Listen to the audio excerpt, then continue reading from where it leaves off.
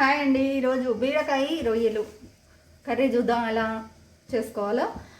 కడాయి పెట్టి ఆయిల్ పోసి ఆవాలు 1 టేబుల్ స్పూన్ వేసి చిట్టపట్టలు ఆడేసరికి రొయ్యలు బాగా నరాలు తీసేసి ఉప్పు పసుపు వేసి ఈ విధంగా ఫ్రై చేసి పెట్టుకున్నాం. ఆవాలు చిట్టపడ అన్నాయి. ఆవాలు చిట్టపట్టనిచ్చి కరివేపాకు ఒక గంట సన్నగా కట్ చేసింది వేసేసుకొని డీప్ ఫ్రై చేసి బాగా ఈ కలర్ వచ్చేస్తాయి ఆనియన్స్. అప్పుడు 2 టమాటాలు బాగా మెత్తగా మ్యాష్ అయ్యేటట్టు ఫ్రై చేసుకోవాలి ఆయిల్లో. మెత్తగా గ్రైండ్ చేసి పెట్టుకున్న అల్లం వెల్లుల్లి ధనియాలు 2 జీడిపప్పు పలుకులు పట్టా లవంగా పేస్ట్ అండ్ మసాలా దీన్ని బాగా డీప్ ఫ్రై చేసుకొని ఆయిల్ పైకి వచ్చేంత వరకు ఉడికించుకోవాలి, లేదా వాసన వస్తుంది. ఈ విధంగా ఉడికేటప్పుడే మనం కట్ చేసి పెట్టుకున్న 1 కిలో బీరకాయ ముక్కలండి, వాటిని వేసేసామంటే బాగా ఉడికిపోతాయి.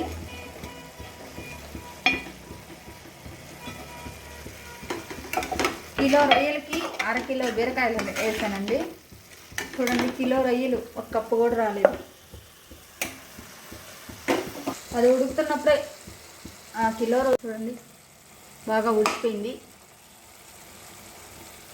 ఇప్పుడే వేసాను, అప్పుడే ఉడికిపోయింది. అట్లా 2 ఫ్రైలకి 1 టేబుల్ స్పూన్ 1.5 టేబుల్ స్పూన్ కారం వేసానండి.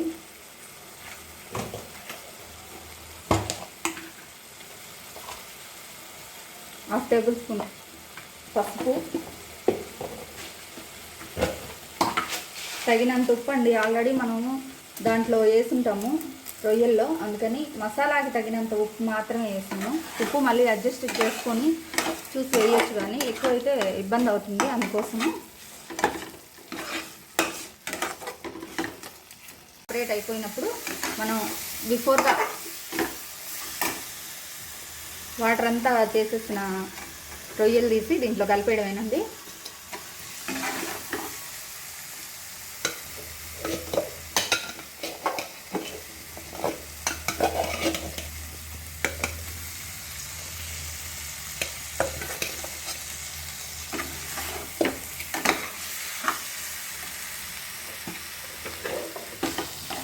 పోసాక కొంచెం బాగా మసాలా పట్టేట్లు కలిపేసి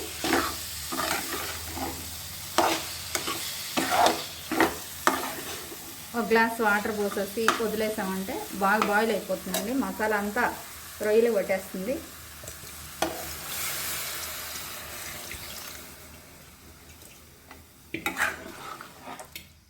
ఒక గ్లాస్ అంటే మళ్ళీ ఎంత అనుకుంటారేమో.